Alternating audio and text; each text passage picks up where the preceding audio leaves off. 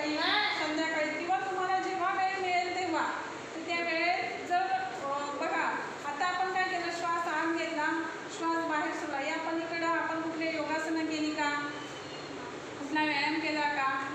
बरं, हे करण्यासाठी आपल्याला कोणती साधनं लागली का?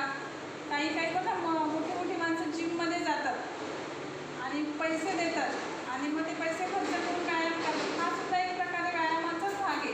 फक्त आपल्याला काय करायचं आहे, येणारा श्वास आणि जाणारा श्वास याकडे लक्ष केंद्रित करायचं आहे. याचा फायदा असा होतो की आपली एकाग्रता वाढते.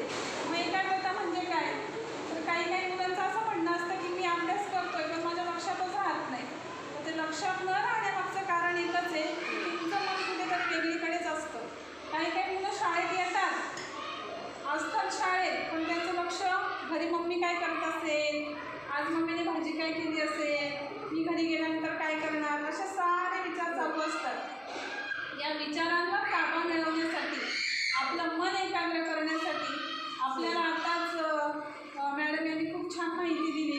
त्याबद्दल आपल्या रायगड जिल्हा परिषद शाळेतील सगळ्यांच्या वतीने आणि सर्व विद्यार्थ्यांच्या वतीने मी त्यांचे आभार मानते. आणि त्यांचा हा उपक्रम असाच उत्तरोत्तर पुढे जावं ही ईश्वरचं मी प्रार्थना करते. आणि या उपक्रमाचा आपण आपल्या शाळेसाठी नक्कीच फायदा करून घेऊ. आणि आपण दररोज सकाळी मॅडमने सांगितल्याप्रमाणे सकाळी 10 मिनिटं आणि शाळा सुटताना किंवा बघू आपण दुपारी जसं जमेल त्याप्रमाणे 10 मिनिटं ही आनापानसती आपण घेऊया. ओके.